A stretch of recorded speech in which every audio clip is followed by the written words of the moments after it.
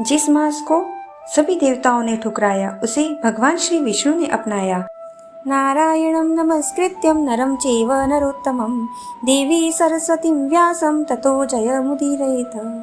हरे कृष्ण। पुरुषोत्तम मास महात्मा कथा के तृतीय अध्याय में आपका स्वागत है। गंगा तट पर वह दिव्य सभा अभी भी शांत बैठी थी। सभी ऋषि मुनि श्री सुखदेव जी के मुख से भगवान की दिव्य कथा सुन रहे थे। तभी राजा परीक्षित ने विनम्र भाव से श्री सुखदेव जी से पूछा, हे प्रभु, पुरुषोत्तम मास इतना महान क्यों माना जाता है और इस मास को में ऐसा कौन सा पुण्य है जो अन्य महीनों में दुर्लभ है। राजा परीक्षित का यह प्रश्न सुनकर सभा में बैठे सभी ऋषि मुनि ध्यान पूर्वक श्री सुखदेव जी की ओर देखने लगे। तब श्री सुखदेव जी बोले, हे राजन, यह मास स्वयं भगवान श्री हरि को अत्यंत प्रिय है, इसी कारण इसे पुरुषोत्तम मास कहा जाता है। उन्होंने कहा, प्राचीन समय में जब यह अतिरिक्त मास उत्पन्न हुआ तब सभी देवताओं ने इसका तिरस्कार कर दिया था।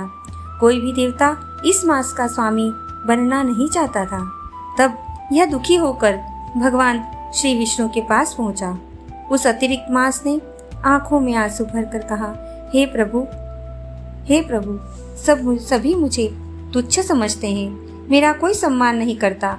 भगवान श्री हरि ने उस मास की करुण पुकार सुनी और तब भगवान अत्यंत प्रसन्न होकर बोले, दिव्य भाव से आज से यह मास मेरा स्वरूप माना जाएगा।